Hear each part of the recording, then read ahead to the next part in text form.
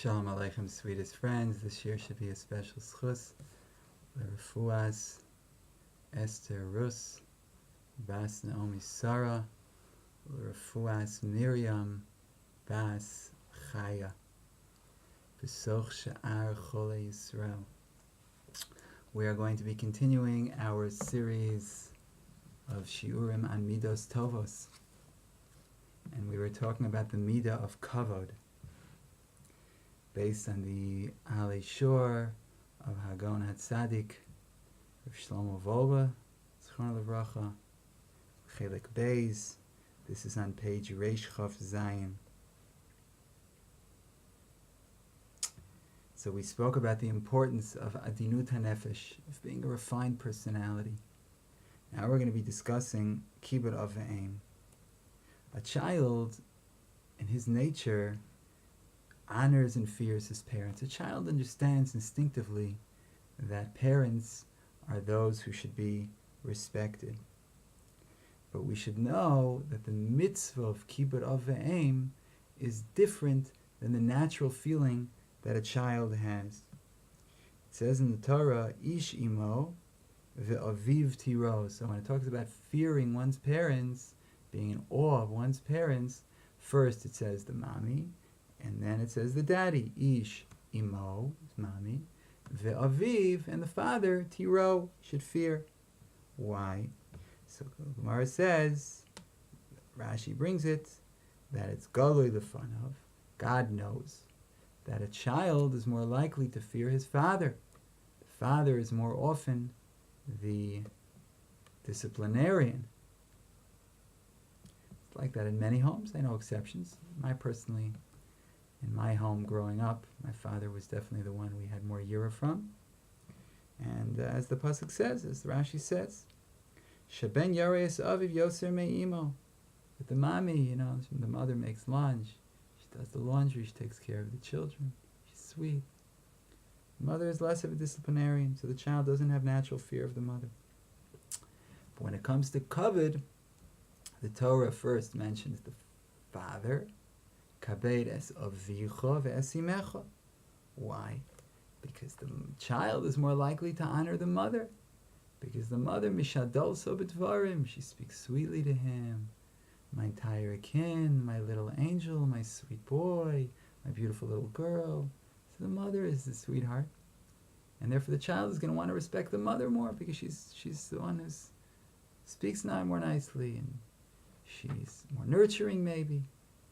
So the Torah says, no. When it comes to Yira, first it says, Ish, Imo, Ve'aviv Tiro. First fear your mother. Because you're more likely to fear your father. You have to know to fear your mother. Go against your nature. When it comes to kavod, you're more likely to honor your mother. So therefore the Torah says, no. First honor your father, kabed es avicha, and only then ve'esimecha. So you see from here that we shouldn't rely on the natural sense of reverence and honor.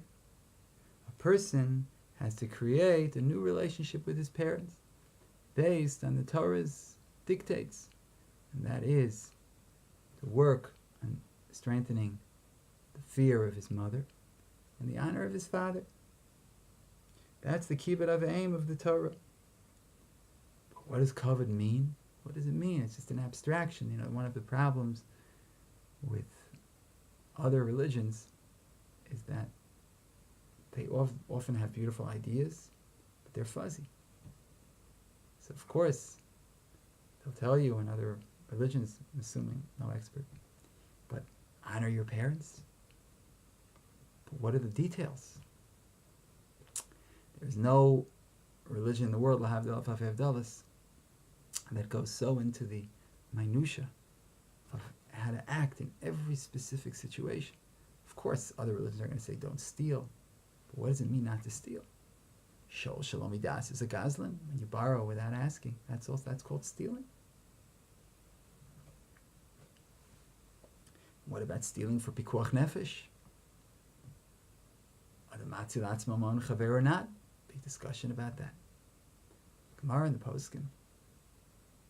One's not allowed to kill. What does it mean one's not allowed to kill? In what circumstances? What about saving oneself? Must one be a complete pacifist?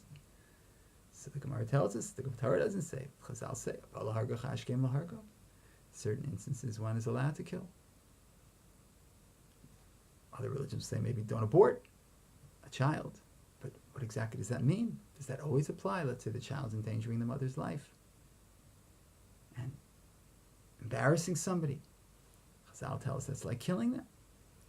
So many, many details of halachas that guide us exactly how to act in every situation so that we can maximize our religious behavior.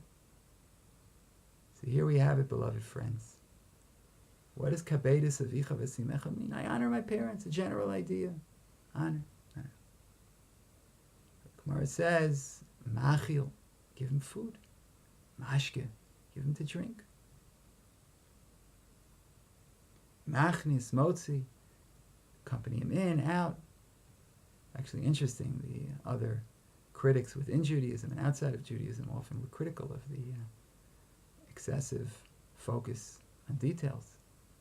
But if a person doesn't have those details, then a person can end up being a thief in a more subtle way, a murderer in a more subtle way.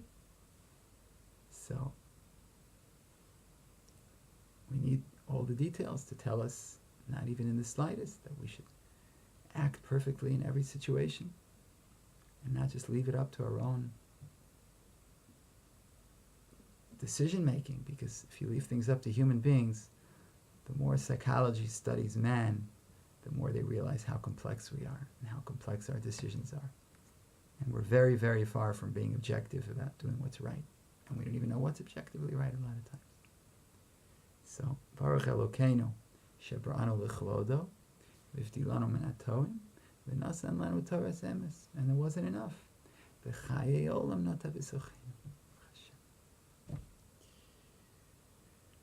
So the kavod that's mechuyev in the Torah is eat, drink, and that's the Gemara already. And the poskim are marchiv when you go through the Tshuvas Svarim, Shulchan Aruch, the Nosei Kelim, the Rambam, the Nosei Kelim, Tshuvas Svarim ad yameinu, thousands and tens of thousands of shilas. What about in this case and in that case? What about a conflict between my mother doesn't want me to have a beard, even though my mother doesn't tell me not to have a beard. Anyway, I don't know if she has any objections, but seems pretty non-negotiable, certainly at this point. But let's say the mother doesn't want the child. My mother's a tzaddikus, by the way. I just want to make that public. Let's say the mother doesn't want the beard, and the child wants the beard. Conflict. So the Gemara already says, the conflict between Shabbos and Kibbut Avim. Say, mother and father, I love you more than life itself, but I'm going to be keeping this Shabbos. Even though you told me that we're going to the beach, and I'm driving, it's not happening. So when it comes to mitzvahs d'oraisa, like Shabbos, but mitzvahs d'Rabbanan, probably also, right? The Gemara doesn't say, but certainly, now to be over Averis. What about minhagim? A beard isn't mamish a chiyuv, right? I like having it. Makes me look very Jewish, and I like looking Jewish. Tsuras Yehudi, Dari Daras. What about the payas? I don't have, but let's say I did. I mean, I have kosher ones, right? They go down over here. But let's say I want to have the thick ones, and my parents object. What do? Shaila. I want to learn in yeshiva. My parents want me to go to university. As we speak, there are dozens and dozens and dozens of kids who are having that argument with their parents, meaning they're in the middle. Their kids came back from Israel, or about to come back from Israel for the year. They want to do Shana Bet, Shana Gimel, Shana Dalet, Shana Hey. I personally, Siyat Dishmaya, when I was right before my 16th birthday, I started my Shana Aleph, and I did Shana Bet, then I did Shana Gimel, then I did Shana Dalet, then I did Shana Hey, and then Zayin, and then Yud Tes, and then Chof Gimel, and Chof Tes. And that was before I was my 16th birthday. And pretty soon I'm going to be hitting my 47th birthday. So, Kadosh Baruch Hu was mizakin me. I had good parents. I have good parents. But not every parent says to their kid, I'm going to let you learn the next 31 years in Israel. Not every parent says, you don't want to go to college. All right. Not going to ruin our relationship. So what do? College, parents, kibbut aveim. The Gemara says in the Bavli, you can equate kibbut aveim to Kavod HaMakom, the Yerushalmi, goes further and says Kibbud Avim is greater than Kavod HaMakom. Doesn't mean you're allowed to be over Averos for your parents. Let's say you have this conflict. University versus yeshiva. Listen to your parents. Let's say the parents say, no, you could go to university, you can go to yeshiva, but we want you to do college at night. Or half day. What do you do? Or they say, we want you to do college in America. And the kid says, no, I'll stay in Eretz Yisrael. And I'll get my degree online. The old online degree. Pay college a few $1,000s. They're happy they got their money. Write a few papers. Degree. Get some credits from here, some credits from there. And maybe a couple of summer schools. You get Mesorah. Is it mutter, is it not? Ask your Rav. And has his degree. So what do? Parents? Limud Torah. Or the parents want you to go to one yeshiva. You want to go to a different yeshiva. Say, my parents want me to be Litvish. They want me to go to Panovich. And I want to be Hasidish. I want to go to the Visions yeshiva. And my father says, no, the Gedolei Olam are in Panovich. Rebbe Povarsky's in Panovich. Rebbe Gershon Elstein's in Panovich. Gedolei Olam. And I say, yeah, but ich will sein a Chassid Oichet. I also want to be a Chassid. If I want to learn from Reb Beryl, stay for Bad Kodesh. Every day I can have a Seder. I can spend 4 hours just learning through his Sfarim. If Shiur Hagon Reb Baruch Dov Povarsky on the Masechtas, I can be in Panovich and Vishnis at the same time. My father says, no, I don't want you to Friday night instead of sitting at the Rebbe's Tish. I want you to be steiging the whole night away, learning. Steiging is also sitting at a Tish. But maybe my father doesn't think so. This is all I'm making it up. This is not an argument I have with my parents. Baruch Hashem. I try not to argue with my parents. But what do? Kibbud Avim, Limud Torah, which yeshiva? The one my parents want me to go to, the one I want to go to. All these are discussed. So, Baruch Hashem, we have a Torah that tells us what to do. Every situation is different. That's Kavod. What about Yira? Don't sit in their place. This is my father's makom. Home, my father has a place at the head of the table. It's a holy place. We don't sit there. Father's place. My father says something. My mother says something. Yira. I don't contradict. You're wrong, Mom. Oh. Throw away the key, right? You can't do that. You can't say to your mother, your father, you're wrong. You argue with them. No. What about agreeing with them? Yeah, you're right, Dad. Your dad needs you to tell you that he's right. You know, sometimes I hear non-Jews talking about their parents, and they call them by their first name. Yeah, Mike is... Mike? Who are you calling Mike? Mike is that thing that you use in order to amplify your voice. There's a large crowd. That's a Mike. Oh, calling your father Mike. Yeah, why not? They're nice to their father, just not on a first name basis. But we know that's against Yira. Avi Moiri, Imi Morasi. So we have to know that we have our own rules in Judaism. To stand up. They walk into the room, you stand up. So, my parents are mochel. No, don't get up from me. I'm not mochel. And not because I'm such a person who's running after Kavod. Because I know my kid isn't doing it for me. He's doing it for God. But, I think it's great chinuch. Kids learn to respect their parents. They get up for them. So some parents aren't comfortable with it. No, who am I? I also know I'm a nobody.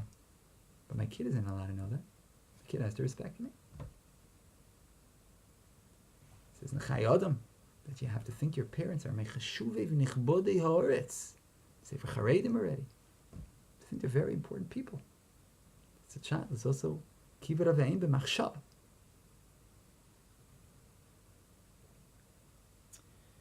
Steht in Gemara of Yosef, when he heard his mother's footsteps, he would get up. He'd have to get up for the Shechina. Mechabdem b'chayim, mechabdem b'moisam. A person loses a parent. Sometimes somebody says, yeah, I recently lost my grandmother. I'm like, Just text her. You'll find her and you bring her home. But unfortunately, that's usually not what it means. And I don't ever make that joke. I'm just making it now so nobody gets offended. I don't want to offend anybody, but I like to make that texting joke. I have one other texting joke, which I'll just say now to get it out of the way, then we can go weiter in this year. But imagine if there was texting at Har Sinai. And the Jews were like about to make the Egel. And before they did it, Aaron said, you know what rabbis say? Let's text Moshe Rabbeinu and see what's up. Maybe something's a little off here and maybe he's still coming back. And there would be the Cheder Egel. But what I'm guessing is that there'd be no reception up there in Shemaim anyway, so the text wouldn't go through.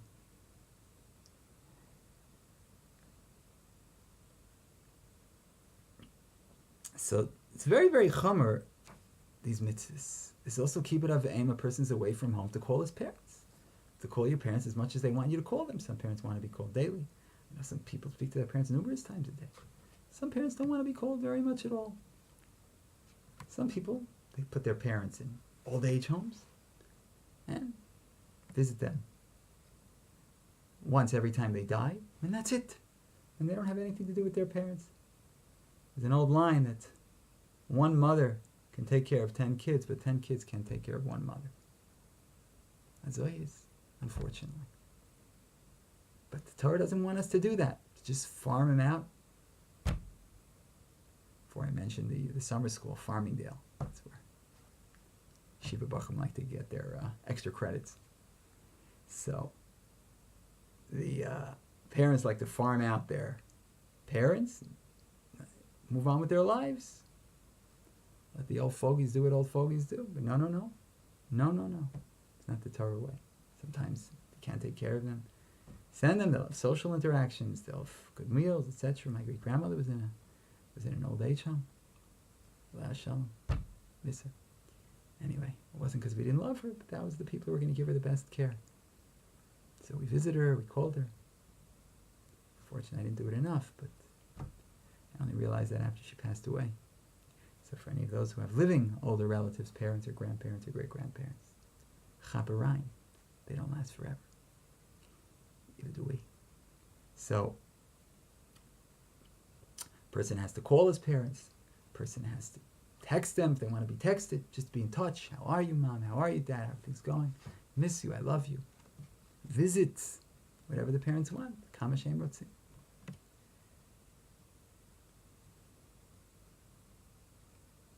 To be mesamech them. If Dessler has a letter in the Michtav Melio, the letters from Elio, I always say to learn Michtav Melio is over in the Chemer of Rabbeinu Gershom. Rabbeinu Gershom says, now I'll read other people's letters. Michtav Melio, 5 volumes of someone's letters. Anyway, he wants us to read them. So, schreibt Zoitz sein Tate. He writes like this to his father. El hoid hadras kvoid adoini ovi moiri v'rabi. To the splendorous, glorious, honorable, my master, my father, my teacher. Mashpia lai shifas toiv ad belidai. He gives me so much good without an end. Kimei oz gam ato. Like back then, today as well. You have to remember, most of us are living off our parents, right? If we're young, then we're literally day to day.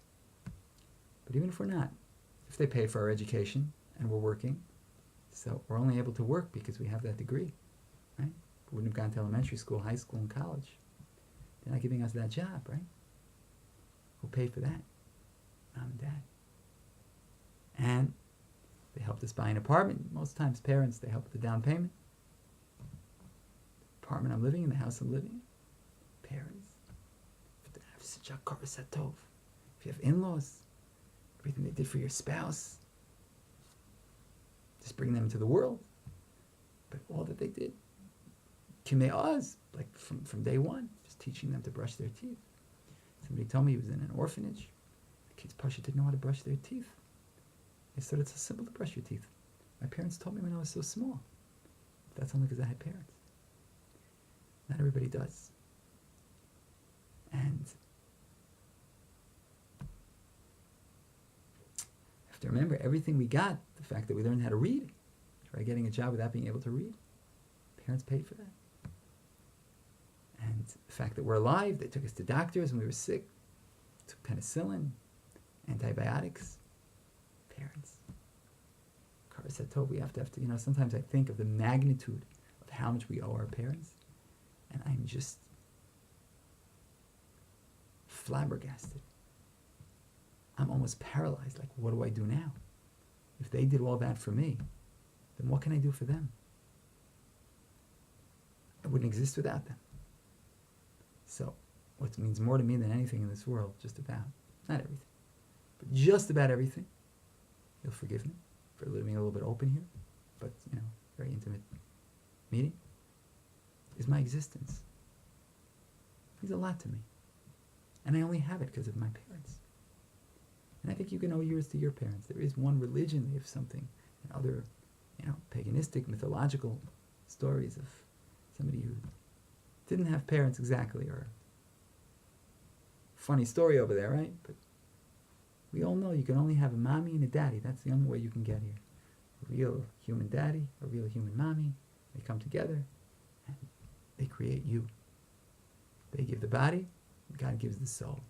God makes the body also, because it has one little drop of sperm and an egg. How does that make a human being? With teeth, nice hard teeth, and a nose with a bone, boop, comes right out like that. Round eyes, the most complex eyes, just human eyes, beyond complex. Human ear, how we hear. Every time I read descriptions, I don't even know half the words mean. I'm just blown away. And that body came from my parents, but God obviously made it. I was just sitting in my mother's stomach for 9 months, and then all of a sudden I came out, Bari V'Shalom. Just unbelievable.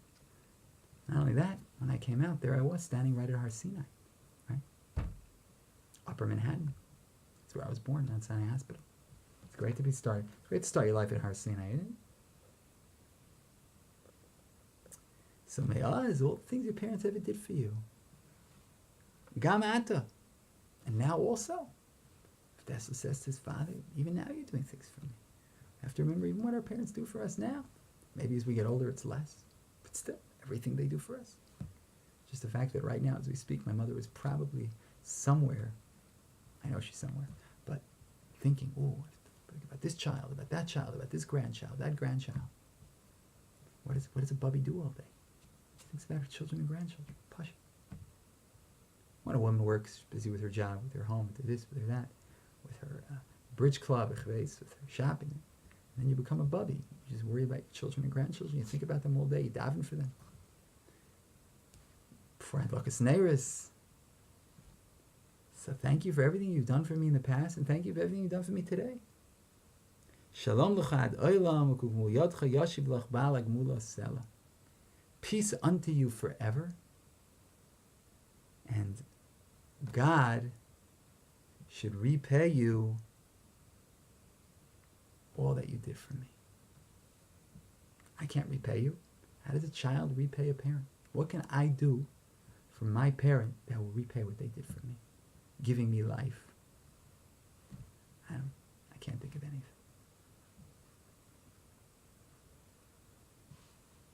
Another letter. El hod hadris kavod avi moiv rabbi meitive toivos netzach shlita. To the splendorous, glorious, honorable, my father, my master, my teacher, who does so much good for me forever. He should live and be well for a long life. These other Lashonos of Dessler, he concludes a letter. Bincha ve'avtecha kol hayomim, azay dar zayin. I'm your son, and I'm your servant for all the days. So, this is a very good segue to think about how we can honor our parents more in every way, shape, or form. Ritzono shel adam zeh ukvodo. What do they want? You can call them up and say, well, what can I do for you, Mom? What can I do for you, Dad? I want to do something for you. I want to make you happy. Halavai, halavai, halavai. Im kach haya yachas. What a beautiful world we live in. What's the messianic vision? I think the Messianic vision is we'll all sit and we'll say Hashem Elokim, Hashem Elokim, Hashem Elokim. It's also true. But there's more than that. Hinei Anochi Sholech Lechem et Eliyah Navi B'fnei Yom Hashem HaGadol V'Hanora. What's he going to do? Yeshiv Levavos Al Banim Lev Banim Al Avosim, to bring parents and children back together. So many ruptured relationships between parents and children. It's simply heartbreaking. We don't want to have that. And I understand why. Parents hurt children. Children hurt parents. It's a very emotionally charged relationship. Very. A lot of expectations. A lot of unmet expectations. Baruch Hashem. More parnasa for psychologists. But it's very sad. Very, very sad. How many children don't speak to parents? They're not on speaking terms.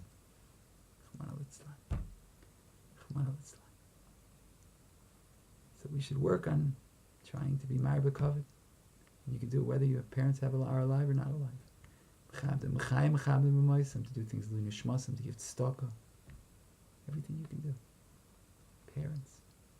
Said again, the Bavli equates the honor of parents, the honor of God.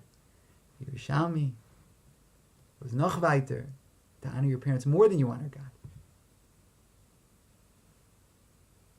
Fluggus gedolos. We should be zoche mitzvah Hashem to have the proper honor for our parents and give them a lot of nachas. And to be zoche b'karov to the kiyum of the Navi v'heshiv le'vavos albanim v'le'banim al'avosam. Here v'yamein v'amein v'amein. Shalom, shalom, sweetest, most beloved friend.